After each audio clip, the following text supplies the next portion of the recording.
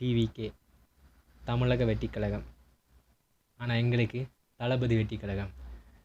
TVK start பண்ணி February 2ஆம் தேதியோட ஒரு வருஷம் ஆச்சு. இந்த ஒரு வருஷம் முன்னிட்டு பனையூரில் இருக்கிற கட்சி அலுவலகத்தில் விடிய சுமார் 18 மணித்தியாலம் கட்சியிட பொதுச் செயலாளர் இருக்கிற ஆனந்த் அவர்கள் முக்கியமான எல்லா உறுப்பினர்களையும் கூப்பிட்டு சில முக்கியமான முடிவுகள் எடுத்திருக்காங்க.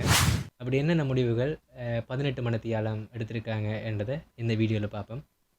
வணக்கம் மக்களே, இது கோல்ட் மைக் சேனல். நான் உங்கள் பிகே. வாங்க வீடியோக்குள்ளே போகலாம். என்னையா கேட்குது?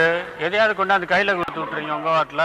ஜனவரி 10ஆம் தேதி பனையூரில் இருக்கிற கட்சி அலுவலகத்தில் இருந்து கட்சி பொதுச் செயலாளர் ஆனந்த் அவர்கள் எல்லா உறுப்பினர்களுக்கும் ஒரு முக்கியமான அறிவிப்பொன்றை வழங்கியிருந்தார். அதன்படி அவசரமாக வந்து சேர்ந்த உறுப்பினர்கள் எல்லாரையும் தனித்தனியாக பேசியிருக்கார். புதிய நிர்வாகிகள் சம்பந்தமான சந்திப்புன்றதால இது வழமையான சந்திப்பு மாதிரி இல்லாமல் நிறைய விஷயங்கள் ஆலோசித்து பேசப்பட்டதாக குறிப்பிடப்பட்டிருந்தது. அதுலேயும் குறிப்பாக மாவட்டங்களில் இருக்கிற கோஷ்டி பூசல்களை முடிஞ்சளவு தீர்ப்பதற்காக ஆனந்த் அவர்கள் பெருமுயற்சி செஞ்சாங்க. தூத்துக்குடி, விருதுநகர், தேனி, நாகப்பட்டினம் போன்ற பகுதிகளில் அதிக அளவிலான பஞ்சாயத்து இருக்கிறதால ஒரு லிஸ்ட் ஒன்றை ப்ரிப்பேர் பண்ணி அந்த லிஸ்ட்டில் இருக்கிற நிர்வாகிகளை குறிப்பாக அவர் அழைச்சிருக்காரு. குறிப்பிட்ட லிஸ்ட்டில் இருக்கிற உறுப்பினர்களை மட்டும் அலுவலகத்தில் அனுமதிச்சிருக்காங்க. ஆனாலும் தூத்துக்குடி மாவட்ட பொறுப்பாக இருக்கிற அனிதா அவர்களுடைய பேர் அதில் சேர்க்கப்படையலை. இதனால் அதிருப்தி அடைந்த அவரும் அவருடைய ஆதரவாளர்களும் உண்மையிலேயே கோபத்தோட வெளியாக இருந்தாங்க. அப்புறமா மாலை 5 மணிக்கு பிறகு அவங்கள சந்தித்து பேசுகிறதா ஆனந்த் அவர்கள் குறிப்பிட்டிருந்தார். அப்படி பேசும்போது உங்களுடைய விஷயத்தில் முடிவை தளபதி எடுப்பார்னு சொல்லி அவங்கள சமாதானப்படுத்தியிருக்காங்க. உண்மையிலேயே டிவிகேயை பொறுத்த வரைக்கும் இப்படியான பஞ்சாயத்துகள் வரும்போது தளபதி பெயரை சொல்லி சமாதானப்படுத்துறது நாங்கள் எல்லோரும் அறிஞ்ச விஷயமே. இந்த மீட்டிங் போது நிர்வாகிகளுக்கு ஒரு விண்ணப்ப படிவம் ஒன்று வழங்கப்பட்டிருக்கு. இந்த விண்ணப்ப படிவத்தில் நிர்வாகிகள்கிட்ட நியமனம் பற்றி சில அறிவுறுத்தல்கள் வழங்கப்பட்டிருக்கு. அதில் முக்கியமான ஒரு அறிவிப்பாக ஒரு நிர்வாகி 4 ஆண்டு மட்டுமே பதவியில் இருக்கலாம் என்றதை மென்ஷன் பண்ணியிருக்காங்க.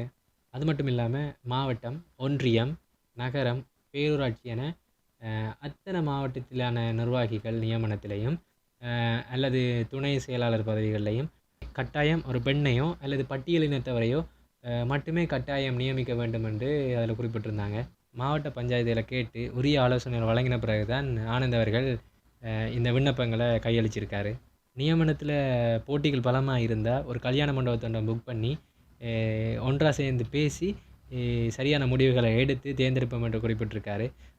அதுலேயும் நிறைய போட்டிகள் ஏற்பட்டால் அதை வாக்கு மூலமாக கூட நிர்வாகிகளை தேர்ந்தெடுக்க தயாராக இருக்கிறதாக ஆனந்த் அவர்கள் குறிப்பிட்டிருந்தார். காலையில் 11:30க்கு பேச ஆரம்பிச்சிருந்த ஆனந்த் அவர்கள் மாலை 6 மணி ஆகியிருந்தும் 4-5 மாவட்ட செயலாளர்களோடு மட்டும்தான் பேச முடிஞ்சிருக்கு.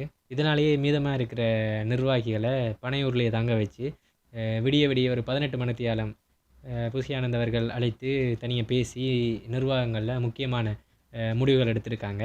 February 2க்குள்ளே, அதாவது டிவிக்கு ஆரம்பித்து ஒரு வருஷத்துக்குள்ளே இப்படியான பஞ்சாயத்துகள் எல்லாத்தையும் நிவர்த்தி செஞ்சு நிர்வாகிகளை அறிவிக்க வேண்டும் என்ற ஒரு டார்கெட்டை வச்சுருக்காங்க.